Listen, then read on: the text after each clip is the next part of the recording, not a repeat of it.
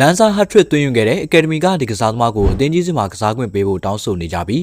အားလုံးပဲမင်္ဂလာပါ United Principal Facebook page နဲ့ YouTube Channel လေးကနေအားလုံးကိုပြန်လည်ကြိုဆိုလိုက်ပါတယ် United ရဲ့ Messi လက်သစ်လို့တင်စားခေါ်ဝေါ်ထားတဲ့ JJ Gabriel ကတော့ United ပရိသတ်တွေအတွက်အသင်းကြီးစီမှာမြင်ကျင်ရလောက်တဲ့အထိကိုခြေစွမ်းတွေပြသနေပြီဖြစ်ပါတယ်ဟုတ်ပါတယ် JJ Gabriel ဟာဂျနင်းညကစားတဲ့လီဗာပူးနဲ့ United တို့ရဲ့ U18 ပွဲမှာအလန်ဆာဟတ်ထရစ်သွင်းယူခဲ့ပြီးတော့ခြေစွမ်းပြခဲ့တာဖြစ်ပါတယ် United ကအဆိုပါပွဲစဉ်မှာလီဗာပူးကို9ဂိုးကိုမရှိနဲ့ဂိုးပြတ်နိုင်ပွဲဖော်ဆောင်ခဲ့တာဖြစ်ပါတယ်ပြောချင်စရာဖြစ်လာတာက United တို့အနေနဲ့ဒီယာတီမှာလီဗာပူးကို U18 မှာရောအသင်းကြီးမှာပါအနိုင်ယူထားခဲ့တာဖြစ်ပါတယ်Gabriel ခက်ရစ်သွင်းကို3ဂိုးတွေကပထမဆုံး2ဂိုးကတော့ Messi လိုလှပလုံးတဲ့ dribble တွေနဲ့အတူဒီကိုတော့စွမ်းဆောင်ရည်နဲ့သွင်းယူခဲ့တာဖြစ်ပါတယ်ဒါကြောင့်ပဲ Gabriel ကို Kit Messi လို့တင်စားထားတာဖြစ်ပါတယ်။ Gabriel ဟာအဆိုပါဂိုးတွေကိုပွဲချိန်43မိနစ်66မိနစ်နဲ့မိနစ်90ပြည့်လို့နာကျင်ချိန်ပုံမိနစ်မှာသွင်းယူခဲ့တာဖြစ်ပါတယ်။ Gabriel ရဲ့ပထမဆုံးသွင်းဂိုးကအသက်ရွယ်နဲ့မလိုက်အောင်ပြိုင်ဘက်ကစားသမား4ယောက်လောက်အထိကိုလိန်ခောက်ပြီးသွင်းယူခဲ့တာဖြစ်ပါတယ်။ဒုတိယဂိုးကလည်းပြိုင်ဘက်ဂိုးဧရိယာပေါက်ထဲမှာလိန်ခောက်ပြီးအပြင်းကန်သွင်းယူခဲ့တာဖြစ်ပါတယ်။ Gabriel အတွက်နောက်ဆုံးဂိုးကတော့အသင်းဖော်ရဲ့ပေးပို့မှုကို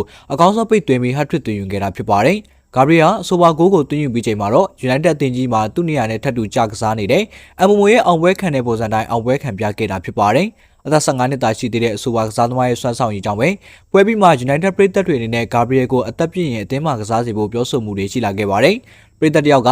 United မှာဆက်နေဖို့သူကအရန်တော်လွန်းနေကျွန်တော်တို့သူ့ကိုအသင်းမှာဆက်ရှိစေခြင်းပေမဲ့လည်းမကြခင်နှစ်အတွင်းမှာသူကတခြားကလပ်တွေကိုတွားဖို့ကမ်းလှမ်းမှုတွေရလာလိမ့်မယ်ကျွန်တော်တို့ဥရောပပွဲတွေဝင်ခွင့်ရအောင်လုပ်ပြီးဆက်ထိန်ထားရမယ်ဖြစ်နိုင်ရင်အသင်းကြီးစီမှာကစားတာကိုအရန်မြင့်ချင်နေပြီလို့ပြောဆိုခဲ့ပြီးနောက်ပရိသတ်တူကသူ့ရဲ့ dribble တွေကယူသွချင်စရာပဲအသက်ရွယ်နေကိုမလိုက်ပါဘူးMessi လို့တင်စားထားပေမဲ့တစ်ချိန်က Ronaldo ကစားခဲ့တာကိုမျက်လုံးထဲပဲပြန်မြင်နေမိတယ်အသက်ပြည့်ရင်အသင်းကြီးစီမှာကစားခိုင်းရမှာလို့မှတ်ချက်ပေးခဲ့ကြပါတယ်တကယ်လဲ JJ Gabriel ကအသင်းရဲ့အနာဂတ်မှာအရေးပါလာမဲ့သူအဖြစ်ရှိနေတာပါဒါကိုသိလို့လဲ Amorim အနေနဲ့အခုတည်းကအသင်းရဲ့ training မှာ Gabriel ကိုပူပေါင်းလေ့ကျင့်စေတာဖြစ်ပါတယ်ဒီလိုအခွင့်အရေးမျိုးကိုရဖို့ Academy ကစားသမားတွေကလိုချင်နေကြပေမဲ့ Gabriel ကတော့ပထမဆုံးခွင့်ရေးပေးခံရတဲ့ကစားသမားဖြစ်ပါတယ်Gabriel ဟာလက်ရှိမှာအသက်15နှစ်သာရှိသေးတာကြောင့်အသင်းနဲ့တူ professional စာချုပ်ချုပ်ဆိုရခြင်းမရှိသေးပါဘူး။ United ရဲ့တာဝန်ရှိသူတွေနဲ့သက်ဆိုင်ရာအကြီးအကဲတွေကတော့ Gabriel အသက်ပြည့်တာနဲ့ကျင်းနေပေါစာချုပ်ချုပ်ဖို့စောင့်ကြည့်နေတာဖြစ်ပါတယ်။အသင်းမှာအရန်ကောင်းလွန်းတဲ့ခြေစွမ်းတွေကြောင့်ပဲ Gabriel ကိုတခြားအသင်းတန်လက်လွတ်ရမှာစိုးရင်တာကြောင့်အသင်းဘက်ကအခွင့်အရေးတွေအများကြီးပေးထားတာလေးဖြစ်ပါတယ်။လက်ရှိချိန်ထိ Gabriel ကတော့အသင်းမှာပျော်ရွှင်နေတယ်လို့သိရပြီး United အတွက်ပေးဆက်ကစားဖို့အသင့်ရှိနေတယ်လို့သိရပါတယ်။ Gabriel ဟာ United ရဲ့ Academy မှာတခြားပေါက်ထွန်းပေါက်လာအောင်မဲ့ကစားသမားတူဖြစ်ပါတယ်။သူ့ရဲ့ခြေစွမ်းတွေကြောင့်ပဲ Ronaldo လိုကစားသမားအပါအဝင် Marcus Rashford, Onana စတဲ့ကစားသမားတွေပြင်သက်ဆိုင်ရာတာဝန်ရှိသူတွေနဲ့နီးပြအမော်ရင်ကပါချီးကျူးထားတာဖြစ်ပါတယ်